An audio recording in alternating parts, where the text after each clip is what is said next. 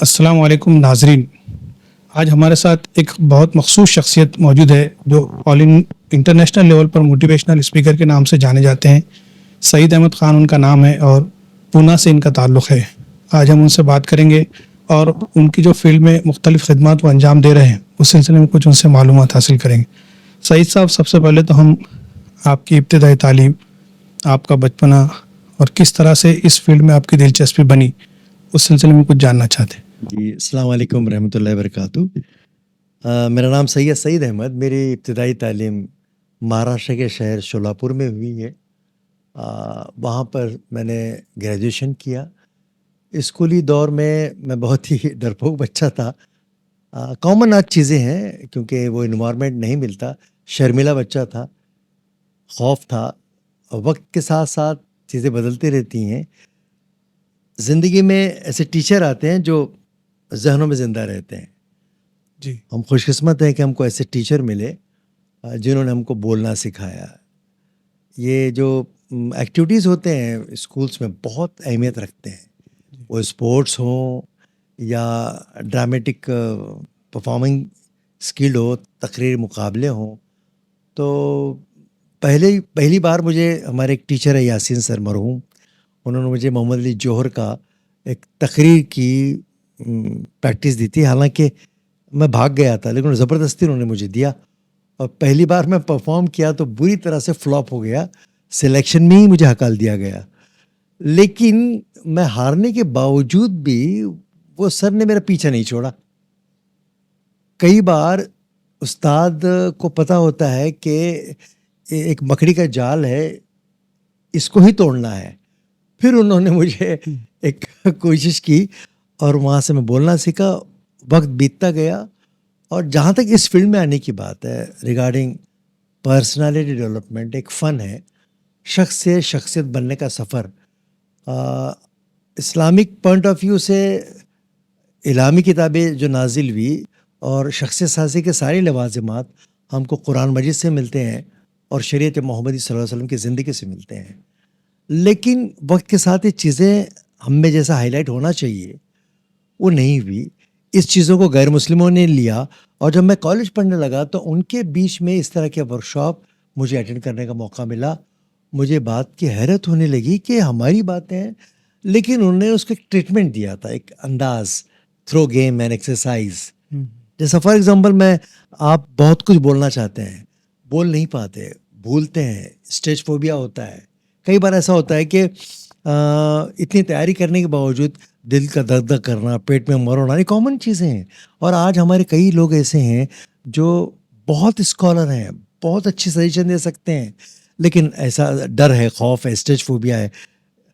यहाँ बैठेंगे बड़े पति की बात बोलेंगे, अगर कोई इस तरह से माइक देता है तो क्योंकि उनको वो इन्वायरमेंट नहीं मिला। तो बहरहाल मुख्तसर ये कि कॉलेज में इस तरह के वर्कशॉप अटेंड करने का मौका मिला और मैं लाइब्रेरियन बन गया। तो लाशऊरी तौर पर मैं इसी सब्जेक्ट पे पढ़ता रहा और यार सो लकी के सामने तलबा और तालिबात रहते थे, वहाँ से प्रैक्टिस करने लगा। और मुख्तसर ये कि जैसे सोच होती है वैसे राहें बनती हैं, अल्लाह कुदरत भी मेहरबान होती है।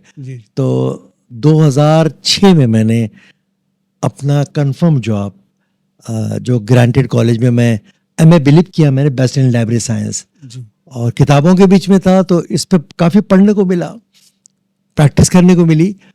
बिलाखिर 2006 में मैंने अपनी जॉब से VRS लिया 23 साल की नौकरी के बाद।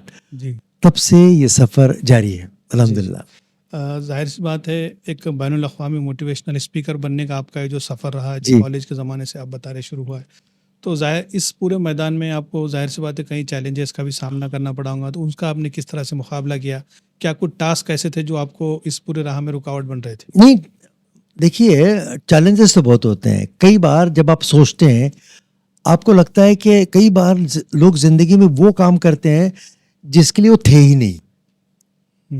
मैं सरवाइव करना, ज़रूरतों को पूरा करने के लिए वो ज़िंदगी भर काम करते हैं और अनसेटिस्फाइड रहते हैं।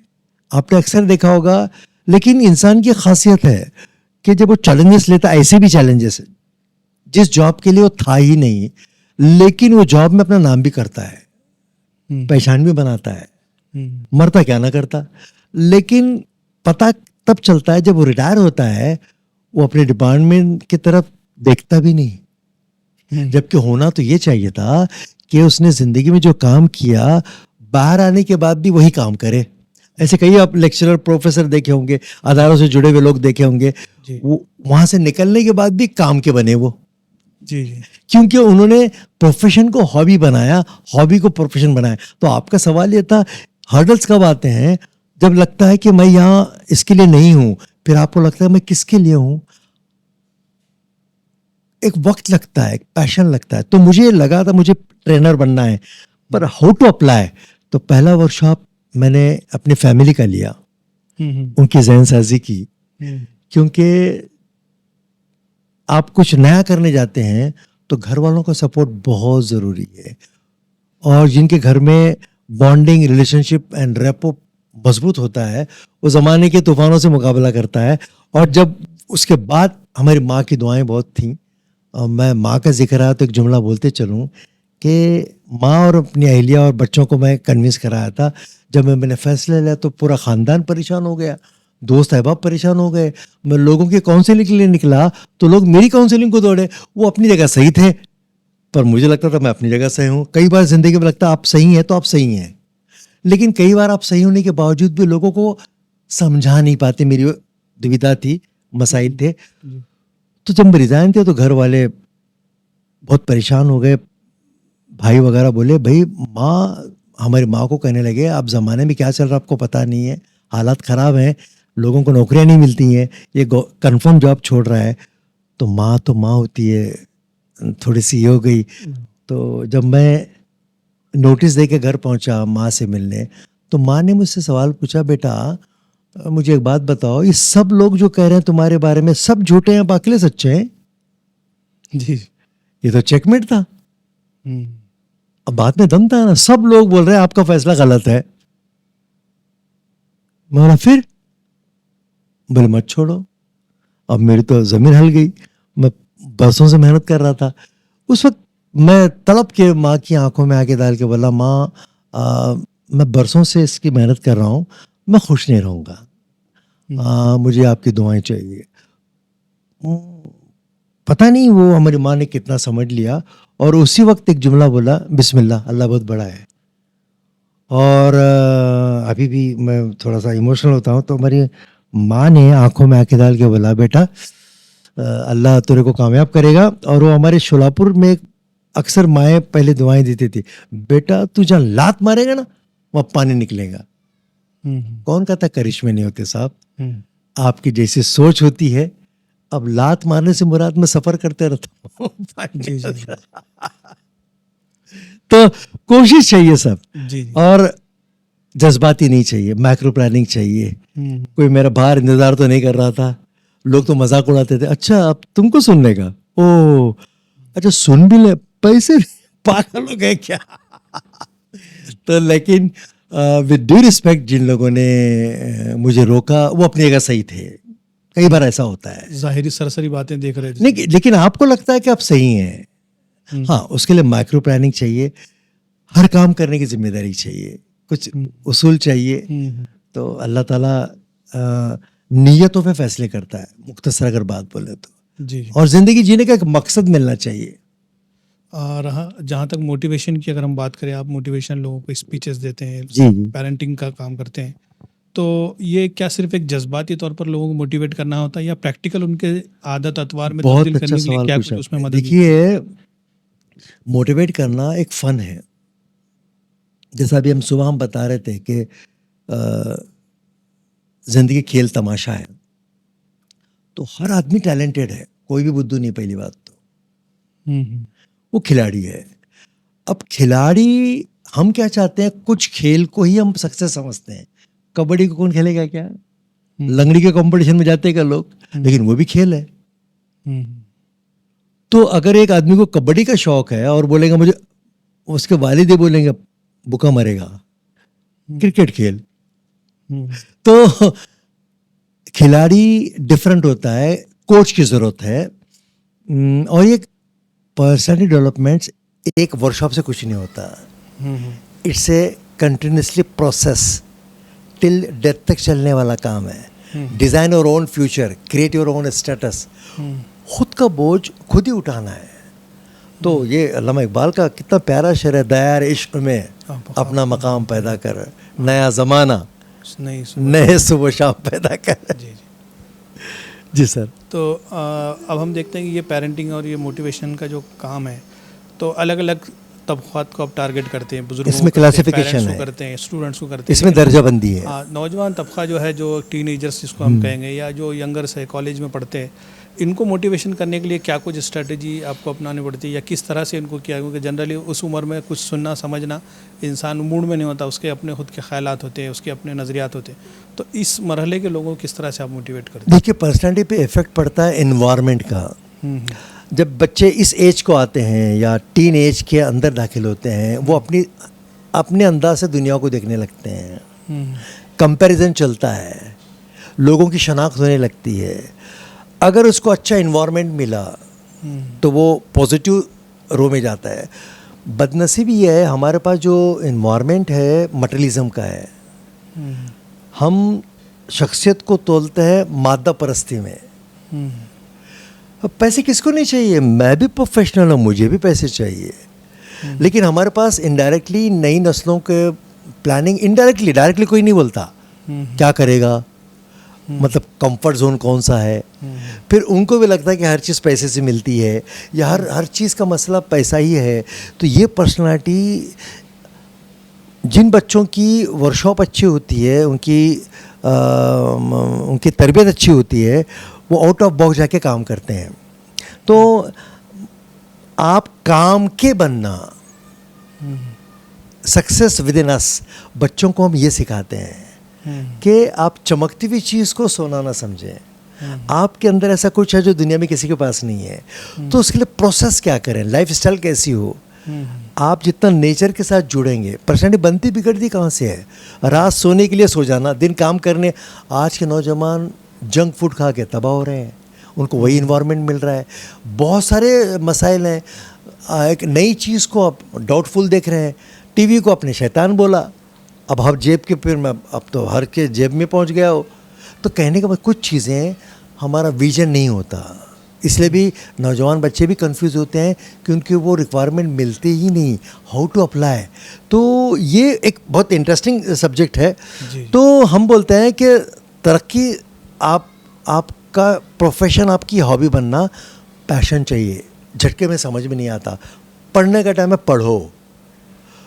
पढ़ने का मतलब क्या है? सही लिखने, सही पढ़ने आना चाहिए, और लाइफ स्टाइल चाहिए। और वो अगर आप करते रहेंगे तो आप जब काम के बनेंगे तो ज़रूरतों के पीछे भागने की ज़रूरत नहीं है, ज़रूरतें पीछे आती हैं। जिनकी पेरेंटिंग अच्छी होती है, जिनको वो सारी सहूलतें मिलती हैं, वो बच्चे आउट ऑफ बॉक्स जाके काम करते हैं। जी। और जैसा कि हम देखते हैं कि मौजूदा दौर में जो तालीमी रुझानात बढ़ रहे हैं, अलग अलग बहुत ही फील्ड वास्ट होती जा रही, ऐसे इसमें करियर गाइडेंस और तालीमी निज़ाम, किस तरह से आपको लगता है कि इस पूरे निज़ाम में करियर गाइडेंस का इंपॉर्टेंस है, या करियर के सिलेक्शन में किस तरह की चीज़ें एक तालिब इल्म को या देखिए, नौजवान करियर को लेकर खामखा एक बूम बनाया गया है जी। इसमें एक माफिया गैंग है, और करियर की आप बात करते हैं तो मुश्किल से 25 नाम याद हैं। अपना चैलेंज है जी। 25 से आप 30-40, उसका आगे कुछ भी नहीं मालूम। क्रिएटिविटी कहाँ से आएगी? जी। There are 37,000, more than 37,000 opportunities out of.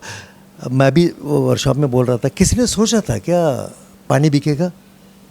बराबर बिक रहा है ना, सही। किसी इंसान ने बेचा ना वो।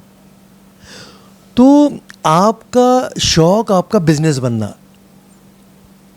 नौकरी बुरी बात नहीं है। जी। नौकरी हासिल करने, नौकरी इसलिए करना है कि इसका मैं बिजनेस करूँगा। 10 साल नौकरी करो, 20 साल नौकरी करो। जी। तो कुछ नौकरी तो बहुत मोतेबर होते हैं, जैसे असातिज़ा कराम की और गाइड करने वाले की, ट्रेनर की, वो एक अलग है। लेकिन आपका काम आपकी इबादत बन जाता है। हमने जॉब को इबादत नहीं समझे। बराबर। ज़रूरत को ज़रूरत समझें।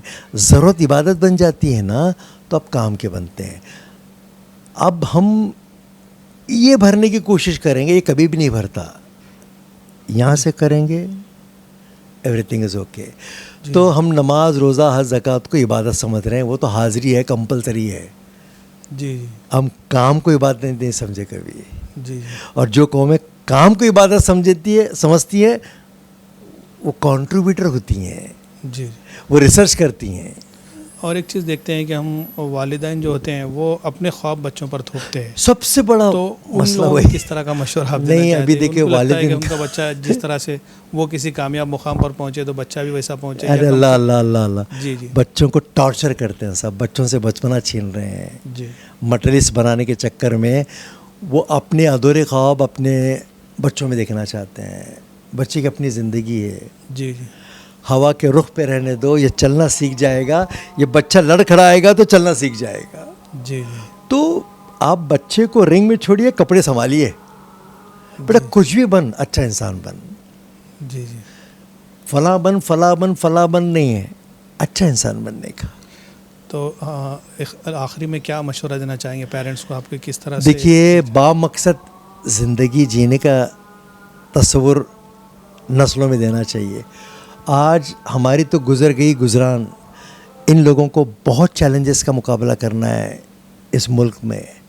हमारे हमवतनों के साथ जो एक नफ़रत का माहौल बुना जा रहा है, कुछ लोग उसको तोड़ना है।